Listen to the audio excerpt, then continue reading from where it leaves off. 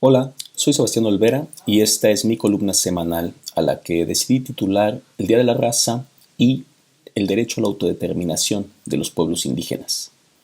En enero de 1913, Faustino Rodríguez Sampedro, presidente por entonces de la Unión Iberoamericana, propuso denominar a la llegada de Cristóbal Colón a América como el Día de la Raza y hacerlo una efeméride en España, América Latina y el Caribe. Según él, esto serviría para exteriorizar la intimidad espiritual existente entre la nación descubridora y civilizadora y las formadas en el suelo americano. Pese a que crónicas como la de Bernal Díaz del Castillo describen con claridad la brutalidad de la invasión colonial, pues se estima que entre 1492 y 1600 las poblaciones originarias disminuyeron al menos en un 90%, la Unión Iberoamericana mantuvo un relato eurocentrista. Según esta visión, la corona española llegó a una tierra indómita de pueblos sin historia a quienes, por caridad y por designio divino, tomó bajo su protección para civilizarlos y, claro, en el camino explotarlos como mano de obra esclava y adjudicarse al menos 180 toneladas de oro y 25,000 de plata.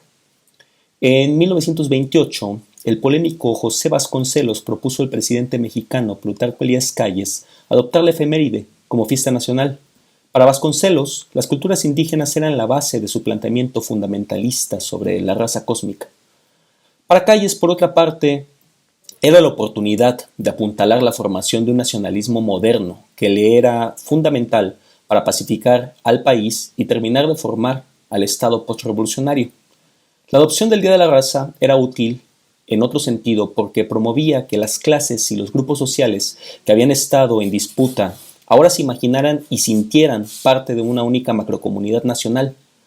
Así, las culturas indígenas fueron asimiladas de manera subordinada al mito de un proyecto de nación en el que su riqueza y diversidad se diluyeron o se redujeron a elementos folclóricos, mientras que las comunidades indígenas contemporáneas de aquella época continuaban siendo explotadas y despojadas de sus derechos.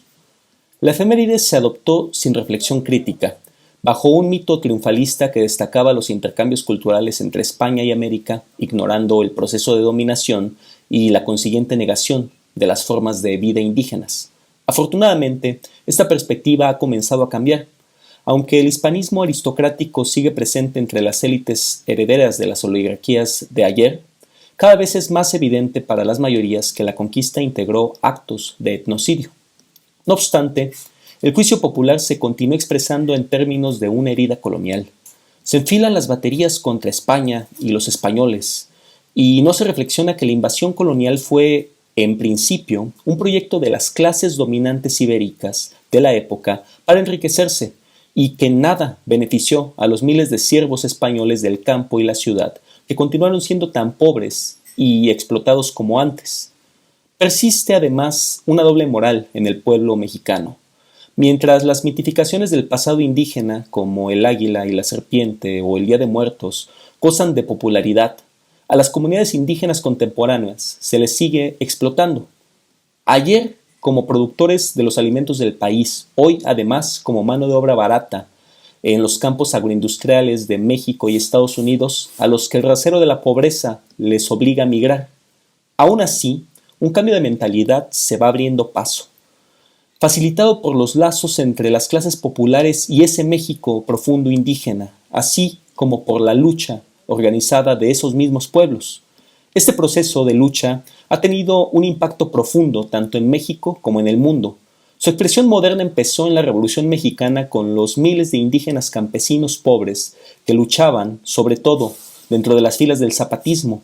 Continuó con su participación en los movimientos armados del sudoeste de la segunda mitad del siglo XX, y alcanzó su punto más reciente en el levantamiento neozapatista de 1994. Estas experiencias han sido transmitidas a través de mecanismos sociales de preservación de la memoria colectiva, como la historia oral, los corridos y las leyendas. Es, en definitiva, una historia de los de abajo que nos permite a las generaciones contemporáneas profundizar nuestra visión del pasado y extraer lecciones valiosas para el presente. Gracias a esta transmisión de memoria popular, las investigaciones comprometidas y una mayor politización de la población, cada vez se le resta mayor valor simbólico a las reivindicaciones coloniales, como la del Día de la Raza. En octubre de 1992, por ejemplo, En el marco de los 500 años del arribo de Colón a América, se desataron protestas en todo el continente, se derrumbaron estatuas de colonizadores y se propusieron contraefemérides. 2 años después, en plena auge del neoliberalismo, el levantamiento neozapatista en Chiapas desafió el modelo global de explotación. Aunque este movimiento se tuvo que replegar a sus comunas en Chiapas debido al acecho del Estado mexicano y al incumplimiento de los acuerdos de San Andrés, su ejemplo inspiró un nuevo ciclo de lucha entre pueblos indígenas en todo el mundo, desde la tribu Yaqui y el pueblo mapuche hasta la nación de Erie y el pueblo palestino. Con ello, la lucha por el reconocimiento de los derechos a los pueblos indígenas ha continuado resonando en la conciencia colectiva de muchos. Incluso comenzó a tomar relevancia entre organismos internacionales y gobiernos. En 2002, el gobierno de Hugo Chávez decretó el 12 de octubre como Día de las Resistencias Indígenas, mientras en Bolivia, el gobierno de Evo Morales lo renombró el Día de la Descolonización. En México, a inicios de su sexenio, Andrés Manuel López Obrador invitó a Felipe, jefe del Estado español, a ofrecer una disculpa simbólica a los pueblos indígenas por la violencia de la conquista.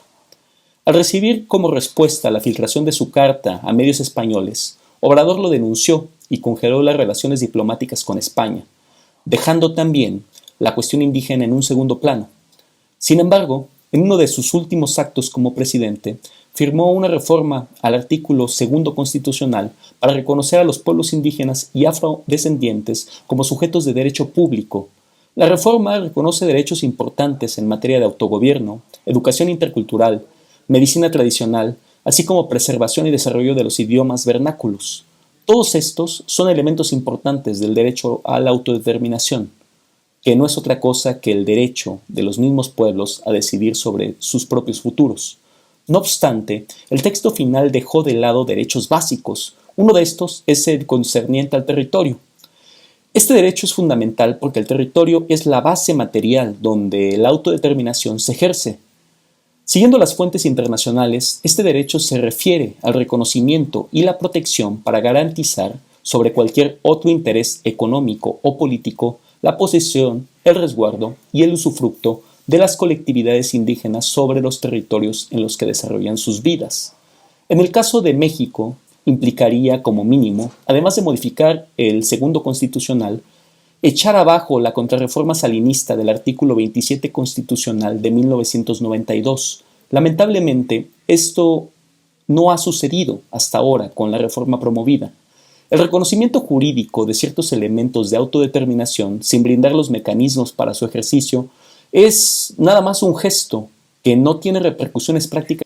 Los gobiernos de la Cuarta Transformación, ahora el de Claudia Sheinbaum, necesitan entender que las comunidades y los pueblos indígenas no precisan de disculpas de monarcas, de reformas sin mecanismos de aplicación o ser incluidos en rituales de poder como el del otorgamiento del bastón de mando.